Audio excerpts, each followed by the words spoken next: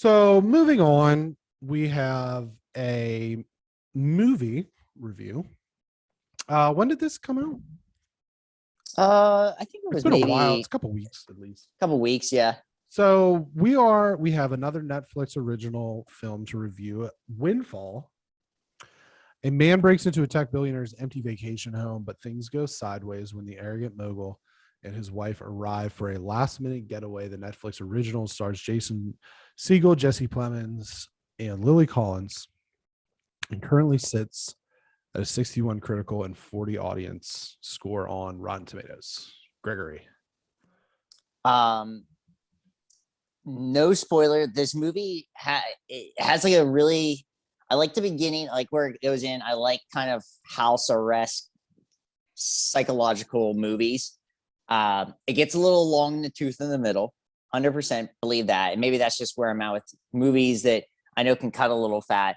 But which is crazy because this is only an hour and a half long. Right, and it's like it's weird to me. Like I just feel like there is this thing where, and this is only an hour and a half. But there's maybe, it's just like there's 5 minutes, and in this movie that I think could have been taken out, like just little bits and pieces here and there. But you still have to make it an hour and a half. I understand that. So sometimes movies just have to be a certain length to be a certain length, whatever.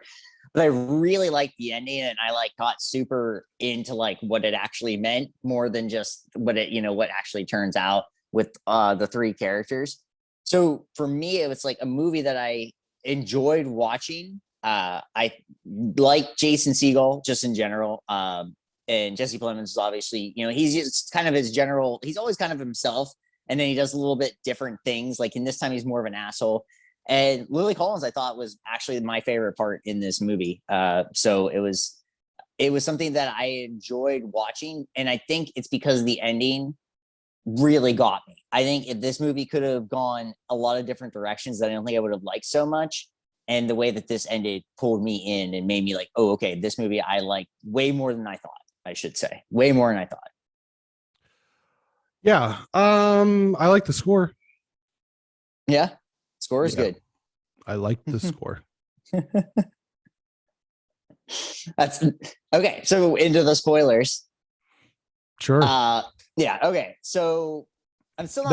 That's my spoiler free thoughts. Let me say this. It doesn't necessarily mean I'm giving it like the highest score in the world, because you have to do other things in a movie other than have it end the way I like the ending that I enjoyed or whatever.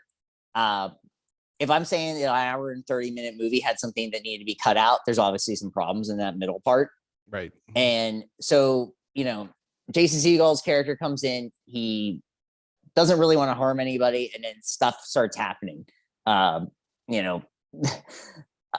revealed, all these other things start, really happening. And then at the end, Lily Collins feels like kind of the more the movie goes on, Lily Collins' character really feels like she's kind of trapped by Jesse Plemons' character, and she ends up as the one that gets away with everything, as the one, in a sense.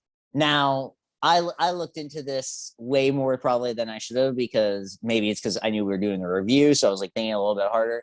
But she wears yellow shoes that have a square toe at the end, and they point a certain direction. And I think the way that I looked at this, and maybe this is me just getting way too into the weeds and overthinking it, was that she was yielding all along to do something to get out of this relationship. And then finally she had her moment to do it, and she made do. So I thought that ending worked. And if I was thinking too much about that, that's just what happens sometimes. But I really thought the middle, and maybe it's not even the 5 minutes, I really thought the middle needed a ton of work. And to me, I don't know necessarily when this movie was made, but I'm guessing it was within pandemic times. It wasn't before pandemic times. Sure. And it felt like they just kind of rushed the script to get a movie out. And a lot of it went that well for me in the middle. So my expectation when I say it's better than I thought at the end is meaning that I really wasn't enjoying the middle part of this movie, and honestly was like gonna text you at the end. I was about ready to text you at the end, like, don't watch it, we'll figure something else out. Yeah. I mean, I'm sorry that you felt, that you did not like it at all. I I still kind of feel that way. Luckily, it was a movie. We're just having a hard time on the BXG podcast finding good movies to watch right now, unfortunately. Well, here, I guess that's the problem. Not for our me fault, was this was just a perfect example of like a 5 out of 10. It just happened. yeah. Yep. And then it was over and it wasn't happening anymore. And it was done. And then I was like, okay, that happened. And now it's not happening. So I guess this isn't happening now. Well, it's funny that you say 5 out of 10. I was like, it's 5.5 for me. I mean, it's not like it just, but it had the potential, Brenton. Honestly, if it was carrying the trajectory that I thought, I was like, holy crap, we're seeing another like 2 to 3 out of 10 movie for me. Yeah. Because it was just nothing was happening. And then like the ending, a bunch of stuff happened. And that's why I felt like it was that middle just felt like they just wanted to write an 1.5 hour long movie. So, okay, let's, first of all, I thought the ending was really predictable. I wasn't in the slightest bit it was definitely surprised. predictable, and I think maybe that's what I liked about it. They didn't try to go too off in the woods. It doesn't make any sense. I think part of the problem here, I think that there's a good concept in this, but I think that maybe they were a little bit too smart with for their own good with what they were trying to do here. Sure.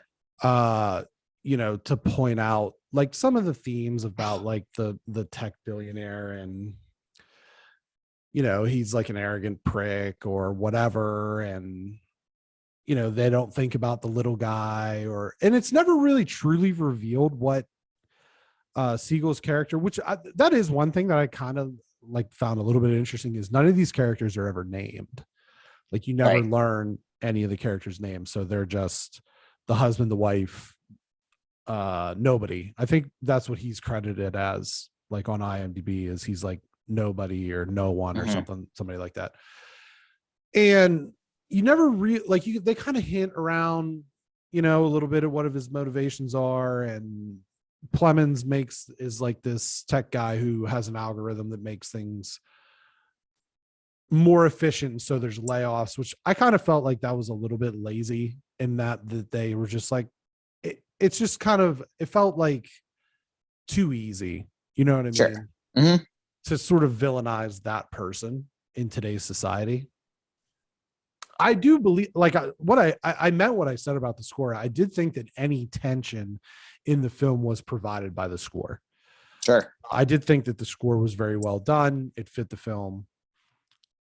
The setting was also I kind of liked like their whole like house, and it's secluded and it's kind of like deserty or whatever. And so there were, like I said, I think that the makings of a good movie was here, but like you said, for this particular script, there was probably things that needed cut, which means that the idea in and of itself was not thoroughly thought out enough, because a movie like this probably should have been about 1 hour and 45 minutes, but instead for what they had, they should have cut things to make it a little bit more tolerable. And it makes me wonder like what was left on the cutting room floor that would have maybe provided a little bit more context or texture to the movie in and of itself, other than what was presented to us. The thing that I kind of think about when I see a movie like this, especially that it was on Netflix, is like, this reminds me of like early Netflix movies. Yeah. Where it's just like, it's there to be content, and it is something that takes up, like, oh, I'm going to watch something for 90 minutes. I can be on my phone and I can forget about it. It's not fully part of the zeitgeist kind of thing.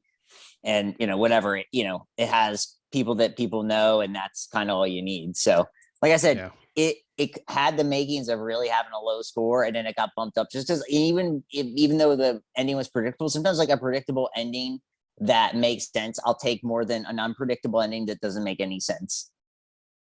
Yeah, I guess I was kind of maybe rooting for him to just get away with it.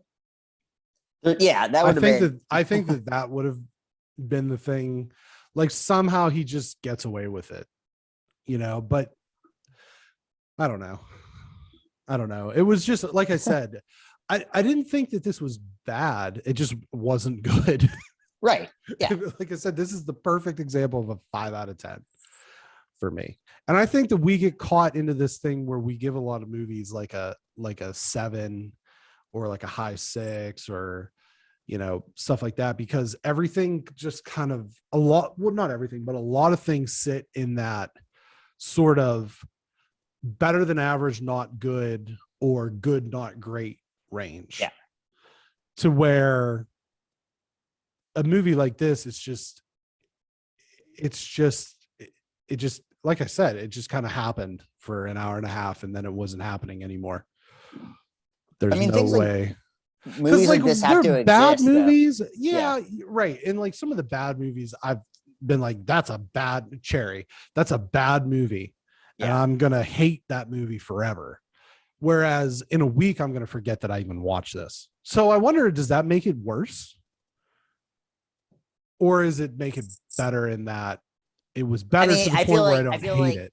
There's that weird, to talk about, movies. I talk about many movies I've hated on this, and I talk about them way more than I talk about movies I like. Right. And so there is that, it's better to, have bad publicity than no publicity at all kind of mentality too. I guess that could be it. Yeah. We've like run you said, into some of that. We're not going to talk about Windfall ever again. Oh. Or Bruno, I guess. Yeah. Yeah.